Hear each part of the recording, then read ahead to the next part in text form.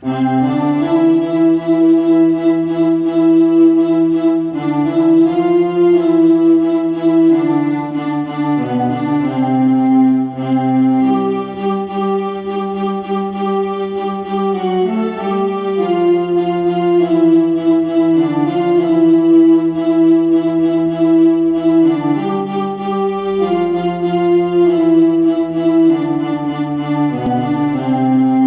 کے اس موقع پر میں محترم واحد نظامی صاحب سے گزارش کرتا ہوں کہ وہ طرز بیان اور طرز بیان کے شاعر غالب آسی کے متعلق چند کلمات یہاں آپ کے سامنے رکھیں۔ محترم جناب واحد نظامی صاحب۔ السلام علیکم ورحمۃ اللہ وبرکاتہ۔ حضرات گرامی،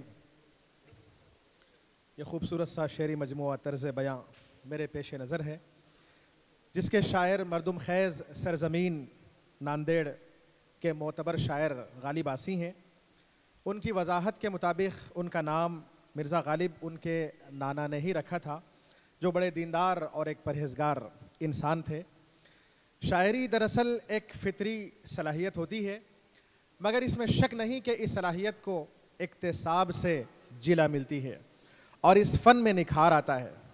اسی کے پیش نظر جناب غالب آسی صاحب نے جناب قمر اقبال اورنگ آبادی اور خصوصاً استاد سخن حضرت نظر جالنوی سے اصلاح سخن کے سلسلے کو جاری رکھا، جس کے نتیجے میں ان کے کلام میں بھی نکھار اور سدھار آیا اور ادبی دنیا میں ان کی شہرت کو استحکام ملتا گیا۔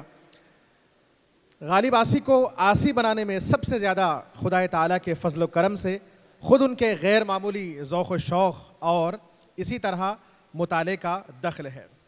اس شعری مجموعے کے مطالعے سے ایسا محسوس ہوتا ہے کہ صنف غزل ان کی پسندیدہ صنف سخن ہے۔ ان کا زیادہ تر کلام اسی صنف میں ملتا ہے۔ اہل علم و ادب جانتے ہیں کہ غزل گوئی ایک نازک فن ہے۔ اختصار، جامعیت، مضمون آفرینی اور دیگر خصوصیات اس صنف میں ہوتی ہیں۔ غزل میں ذات اور کائنات کے مسائل ہوتے ہیں اور انہوں نے بڑے خوبصورت انداز میں بہت سے مضامین کو اپنی شاعری میں باندھا ہے۔ جیسے وہ کہتے ہیں کہ چادر ہے جتنی اتنے پسارے ہیں اپنے پاؤں، خواہش کو ہم نے حد سے گزرنے نہیں دیا۔ اور اسی طرح کہتے ہیں، کیا اس لیے بسایا تھا آنکھوں میں آپ نے، آنسو کی طرح آنکھ سے ٹپکا دیا مجھے۔ اس طرح کے بہت سے خوبصورت اشعار ان کے اس شعری مجموعے طرز بیان میں موجود ہیں۔ آج کل ادبی معاملات میں بہت سی بے ادبیاں داخل ہو گئی ہیں، لیکن جناب غالب آسی صاحب نے ادب کی روایتوں کو برقرار رکھتے ہوئے زمانے دراز سے شاعری کے اس خوبصورت سلسلے کو جاری رکھا ہے۔ وہ یہ پیغام دیتے ہیں، پہلے درست اپنے یہ حالات کیجئے، پھر دوسروں کے بارے میں کچھ بات کیجئے۔ غالب آسی صاحب نے بڑے عام فہم انداز سے اپنی شاعری کی ہے اور آسان انداز میں اپنے خیالات کی ترسیل کامیابی کے ساتھ کرنے کی کوشش کی ہے اور مشہور و معروف اوزان میں انہوں نے طبع آزمائی کی ہے۔